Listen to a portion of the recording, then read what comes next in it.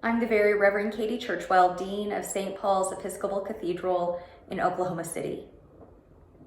This year, St. Paul's will be living with the Book of Common Prayer for a whole year. Now, you might think, as Episcopalians, whose entire life is centered around the Book of Common Prayer, that we already do this.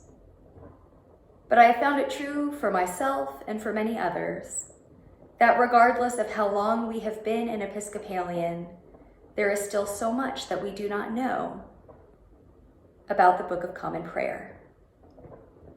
And so Sunday mornings at 10:30 a.m., we will study the Book of Common Prayer. We will dive into those big questions of life and faith through the lens of the Book of Common Prayer. For example, when we talk about what it means to be forgiven, what it means when our sins are absolved, what does it mean to confess, we will use all of the different forms of confession and absolution found in the Book of Common Prayer. You may not know this, but there are many, from our daily office to special services to our Eucharistic services. So we will use all of those different forms of confession and absolution to explore the bigger topic of what is confession and what is absolution. Additionally, we will be using more intentionally the Book of Common Prayer in our worship life. That's not to mean that we haven't been using it intentionally, but like many churches, we only use a small portion of the Book of Common Prayer in our history as a congregation. So here's what you can expect, for example, this season of Lent.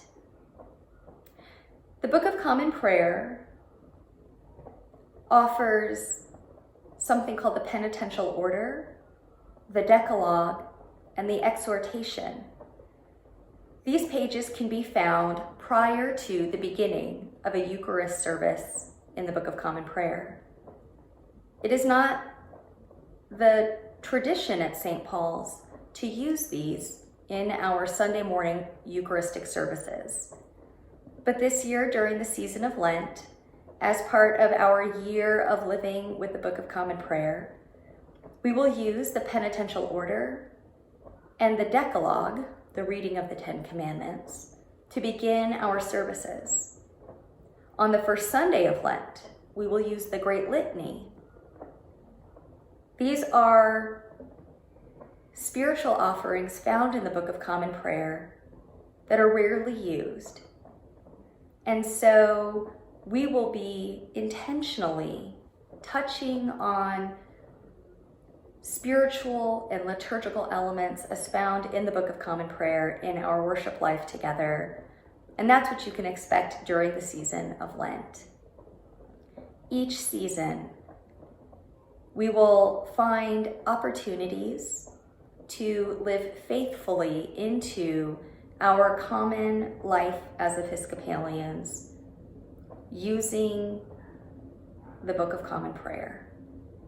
This means that over the course of our year together, we will use every form of the Eucharistic prayers.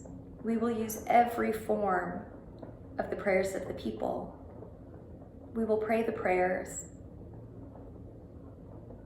We will find opportunities to gather collectively to pray the daily office.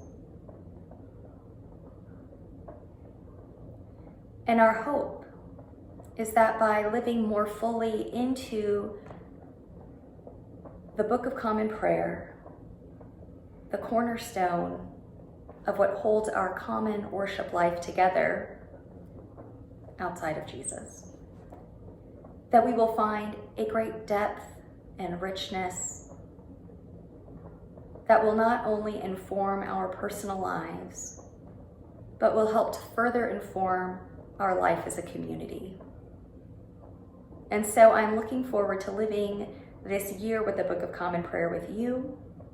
If you don't have a Book of Common Prayer, I invite you to come on down to the St. Paul's bookstore and get one. And our next video installment will be about how to use the Book of Common Prayer in individual practice. Until then, God bless.